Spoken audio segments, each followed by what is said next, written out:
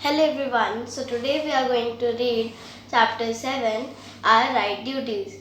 And I was not posting videos since a long time because I was not well.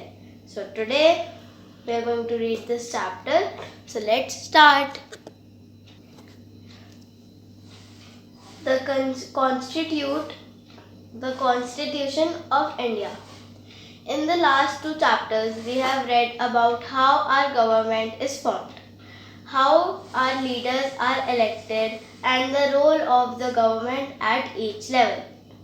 But have you ever wondered where the roles of the leaders and the government are written? Have you ever heard the term constitution?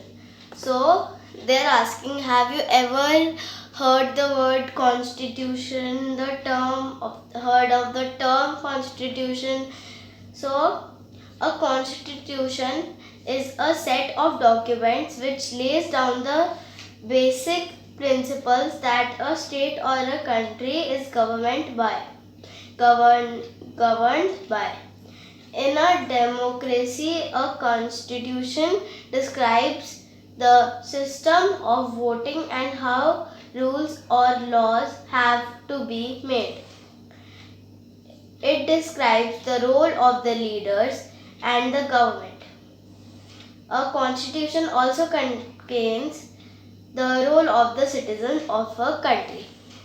So now when they were asking what is a constitution, have you ever heard of this word constitution? So they are now telling what is a constitution.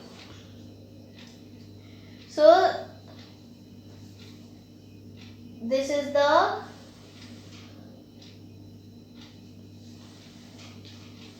meaning of constitution. So the word constitution is a set of documents which lays down the basic principles that a state or country is governed by. So the Constitution of India was formed by Constituent Assembly on 26th November 1949. The Constitution came into effect on 26th January 1950. Since then, the Republic Day is celebrated every year to mark the adoption of the Indian Constitution. So, they are telling when the 26th January comes, we celebrate Republic Day. So, Republic Day is celebrated every year to mark the adoption of the Indian Constitution. The Constitution is the supreme law of our land. The Constitution is a supreme law of our land. All the laws which are made by the government must conform to the Constitution. The Indian Constitution is the longest written constitution in the world. Fundamental rights and duties.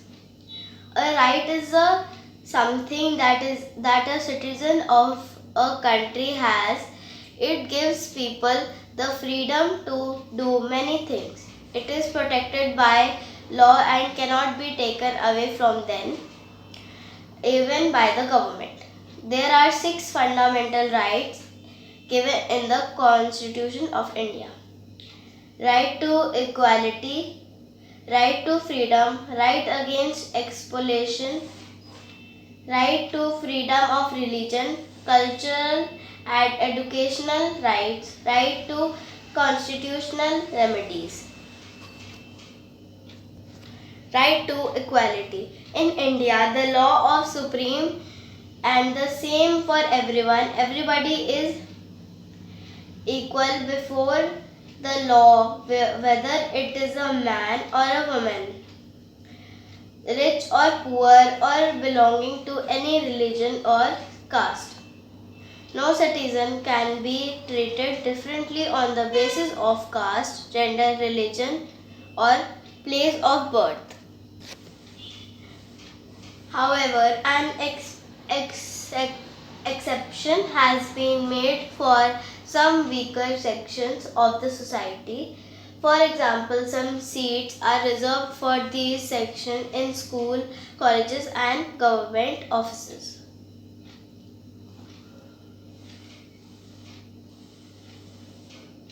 Right to freedom.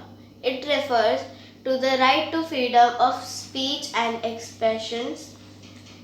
It means that everybody has the right to express their thoughts. The right to freedom also gives Indian citizens the following freedom.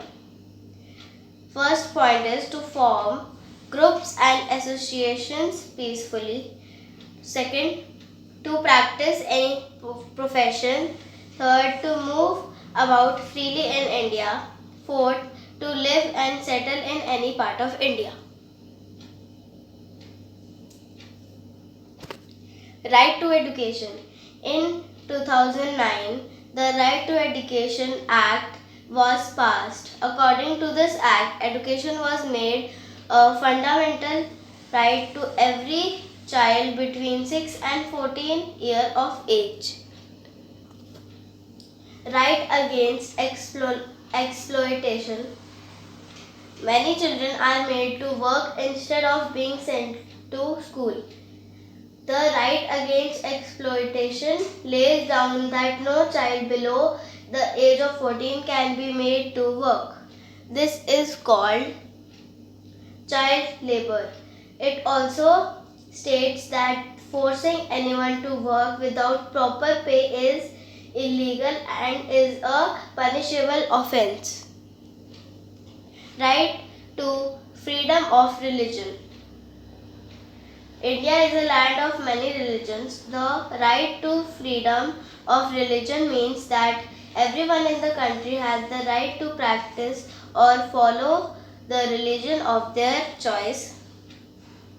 Many people following any religion are treated alike. No person can be forced to practice any religion against his or her wish. Here is a picture also given. Children below the age of 14 cannot be made of work.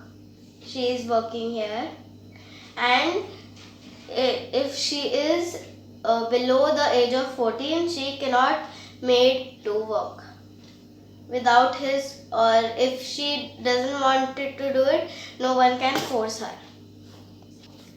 Cultural and educational rights. In India, people follow different religions, speak different languages, and live in different areas. It is important that everyone has the right to follow their own traditions, celebrate festivals, and speak the language of their choice. In other words, people have the right to follow and protect their culture. So, in this they are saying that in India, people follow different languages,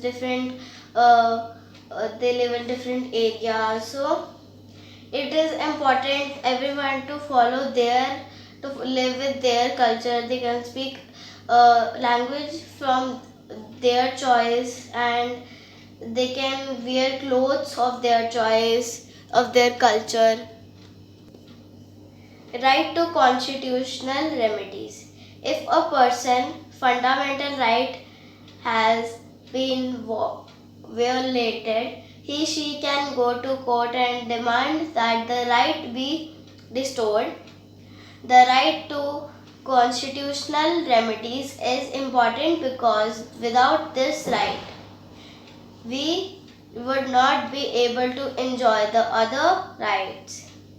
Fundamental duties. We the citizens of India have been given fundamental rights.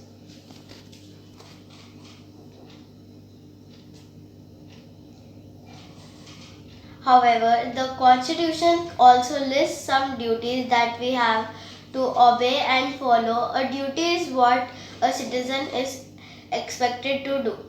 Some of our fundamental duties are as follows. To obey the Constitution and respect the national flag and the national anthem. To follow non-violence and maintain peace, to uphold and protect the sovereignty,